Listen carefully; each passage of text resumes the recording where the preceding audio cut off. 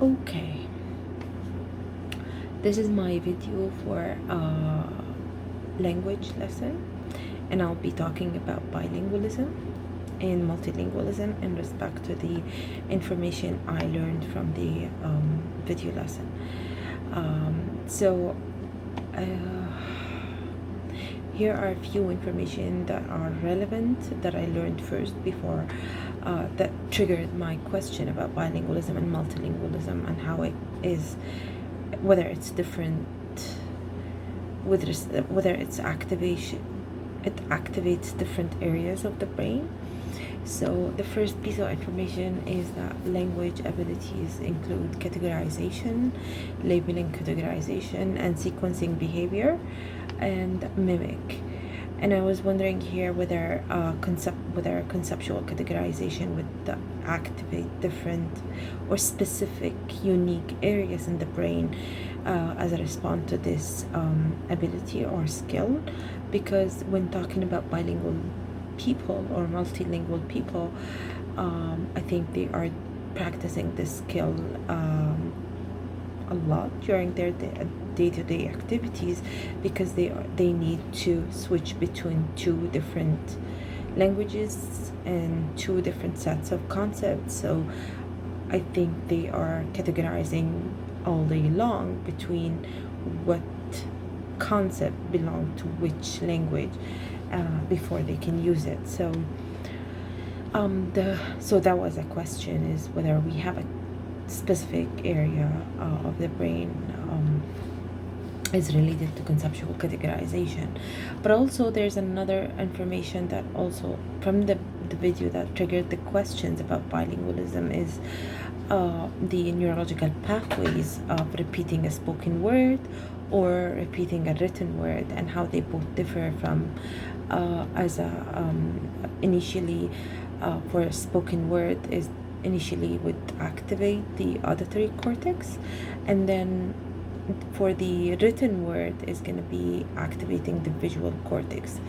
And how are the rest of the pathway is going to be similar for both tasks, because it will take the information to Wernicke's area for comprehension, and then to Broca's area for production, and also from there we'll go to the motor cortex area for moving the lips and the tongue in order to produce the word.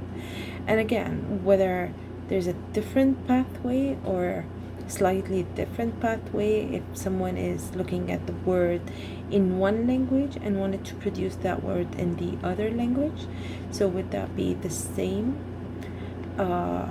or again, or hearing a word in one language and then reproducing that word in another language? And I think people who are doing translation and interpretation, specifically those who are doing it on the spot, so immediate, very constant translation and interpretation, would be interesting to know how these pathways would differ for these people when they're doing their job.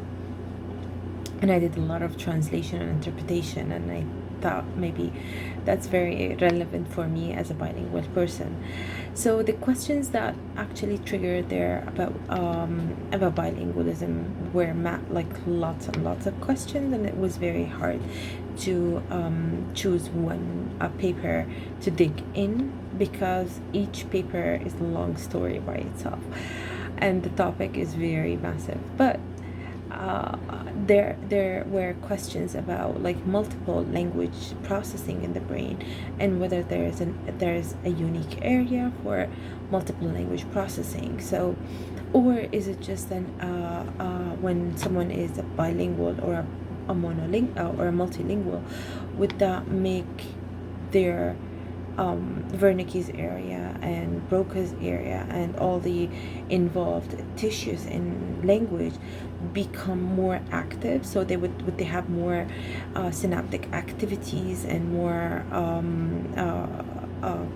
this micro level of activity become more activated? Or there, for multiple language, there's another areas that are going to be more involved, like separate areas that are not considered language processing areas. So I don't know, these are questions that I don't have answers for sure. So with the paper I chose to look at, started by saying that bilingual aphasic is localized in regions related to language control, and that made them think of that. So that was interesting also to learn about bilingual phasic, that it is manifested differently for bilingual people and different from monolingual people. Another piece of information that dragged my attention is that prefrontal cortex lesions result in an unattentional language switching, and a fixation in one language could also result from prefrontal cortex lesions. And this actually was one of the case studies in my case study report, that she was speaking after the NMDR infection. She was speaking only Spanish, which is her first language when she was 5, and it took her some time to switch back to English. So this has appeared again here. Yeah, so also while reading the papers, thinking about how do we actually give a definition for bilingualism and multilingualism, whether it's a level of usage, proficiency. But this paper chose actually to look at it from the area of the age of acquisition.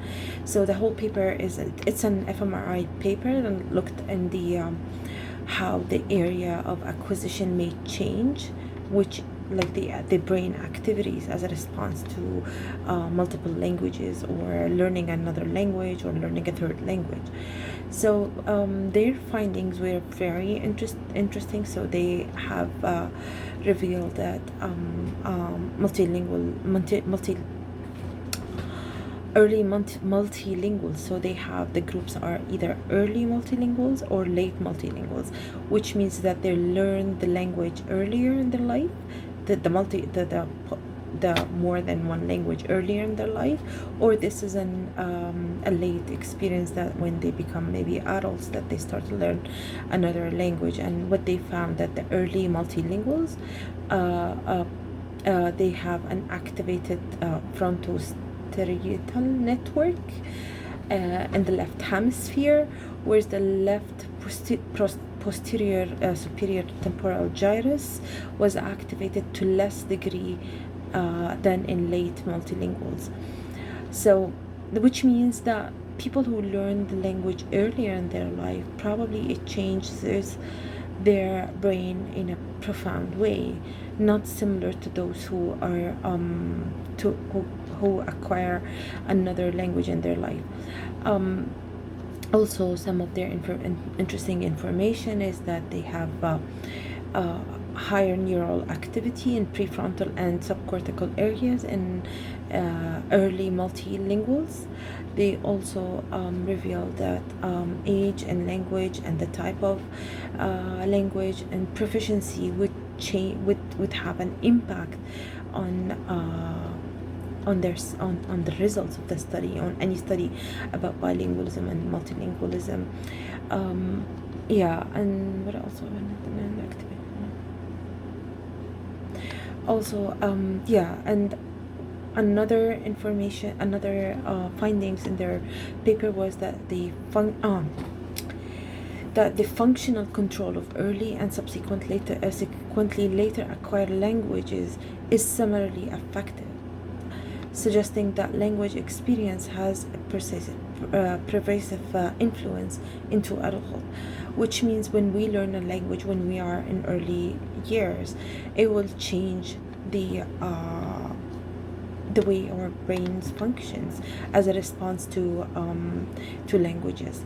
And most important information I learned about the control function or language control, that it has a unique some unique characteristics for multilinguals, and I'm assuming the same for bilinguals. I'm not sure, but I'm assuming that this is the same for multilinguals.